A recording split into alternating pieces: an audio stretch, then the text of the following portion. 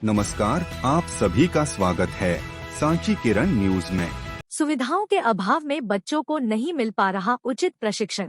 नवीन भवन में किया जा रहा गुणवत्ताहीन सामग्री का उपयोग। औद्योगिक प्रशिक्षण केंद्र जहां पर बच्चे विभिन्न ट्रेडों के माध्यम से प्रशिक्षण लेकर के एक अच्छी नौकरी की चाहत में पढ़ाई करने के लिए आते हैं, लेकिन प्रशिक्षण केंद्र में ही पर्याप्त संसाधन न हो तो कैसे विद्यार्थी प्रशिक्षण ले पाएगा। हम बात कर रहे हैं ऐसे ही सुविधा विहीन पवई जनपद पंचायत अंतर्गत आने वाले औद्योगिक प्रशिक्षण केंद्र मोहंद्रा की, जहां 4 ट्रेड संचालित है, जिसमें कोपा फिटर, बिल्डर, इलेक्ट्रिशियन है।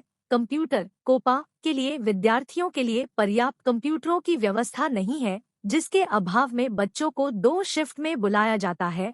प्रशिक्षण केंद्र में 10 कंप्यूटर है, जिसमें 7 कार्यशील है, 3 खराब स्थिति में है, जिसके कारण एक कंप्यूटर पर लगभग 4 से 5 छात्र को प्रशिक्षण दिया जाता है, जिससे विद्यार्थियों को सही प्रशिक्षण नहीं मिल पाता। विद्यार्थियों ने जानकारी देते हुए बताया कि उन्हें लगभग 10 से 15 मिनट ही प्रशिक्षण मिल पाता है, वह भी एक कंप्यूटर पर 4 से 5 लोग एक साथ होते हैं। जब इस विषय में कंप्यूटर के शिक्षक कोपा प्रभारी एवं प्राचार्य से बात की गई तो उन्होंने बताया कि वरिष्ठ कार्यालय को कई बार लेख किया गया है, साथ ही जेडी सागर का भी दौरा हुआ था, उनको भी इन सारी चीजों के बारे में बताया गया था, लेकिन अभी तक इसका निदान नहीं हो पाया है। यह सोचने वाली बात है कि जहां प्रदेश के मुखिया लगातार बच्चों के हित में कार्य कर रहे हैं, वहीं दूसरी ओर प्रशिक्षण केंद्र में संसाधनों की कमी है।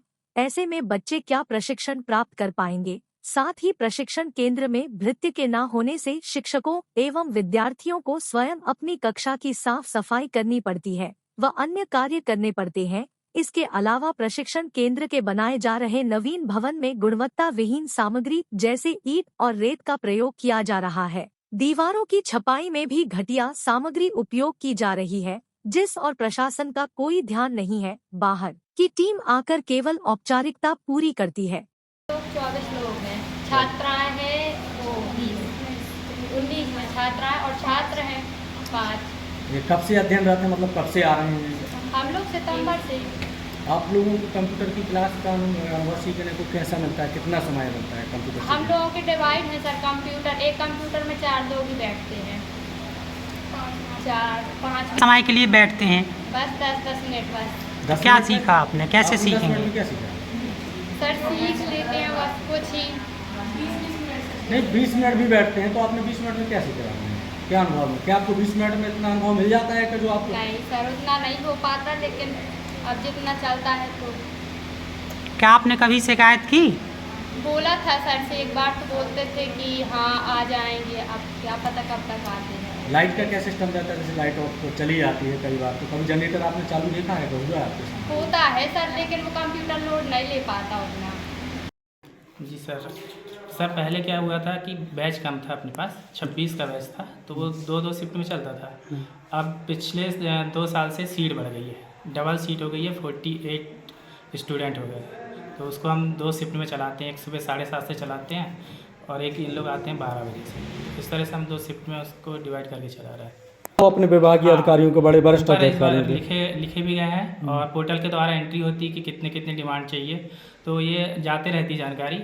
अभी परचेज़ भी हो रहे हैं, जैसे अभी पटेरा में और सागर में, बड़ा मलेरा में नए कंप्यूटर आए हैं। यहाँ भी हमारे जॉइंट डायरेक्टर सर आए थे, उनसे भी बताया था हमने, वो चेकिंग में आए हुए थे, तो उन्होंने कहा था कि पन्ना ITI जो है नोडल ITI, वहाँ से कुछ कंप्यूटर ले लीजिए।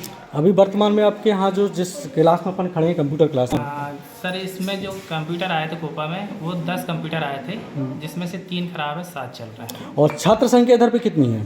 छात्र संख्या सर टोटल अपनी 48 है, जिसमें से ये छात्र संख्या कब से 48?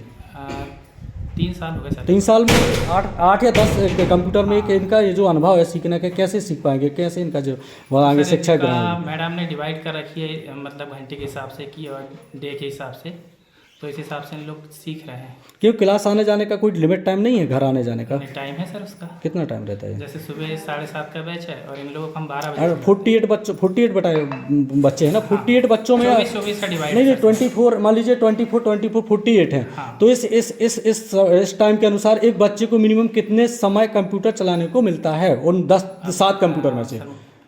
कोपा वाली मैम से बता पाएंगे वो, क्योंकि वो रहती उनको आप है। बुला लीजिए।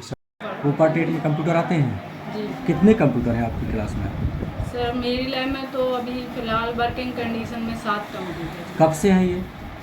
7 कंप्यूटर सर अभी लास्ट सेशन से। इसके पहले भी ऐसी कंडीशन रही है। इस सब के लिए मैंने कई लेटर्स भी लिखे हैं। बच्चे कितने हैं मैडम? बच्चे सर एक बैच में 24 रहते हैं। 24 बच्चों के लिए 7 कंप्यूटर कहाँ तक मायने रखते हैं बताइए आप?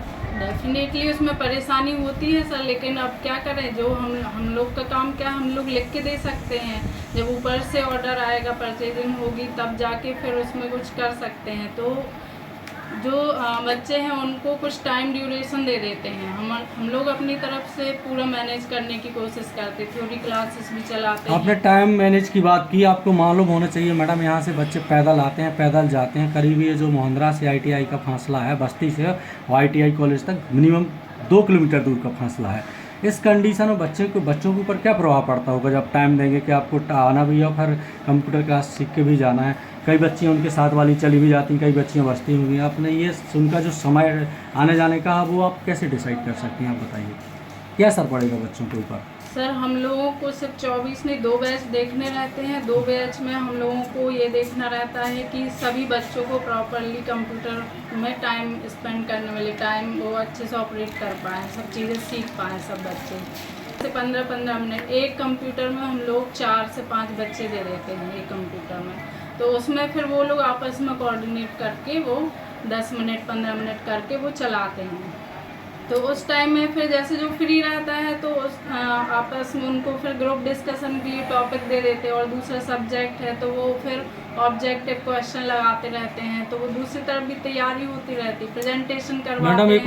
मैडम एक और सबसे बड़ी बात है लाइट को लेकर। अपनी ग्रामीण क्षेत्र में लाइट बहुत आती जाती रहती है, तो क्या जब लाइट नहीं रहती तो क्या सुविधाएँ हैं कि कंप्यूटर चालू हो पाए?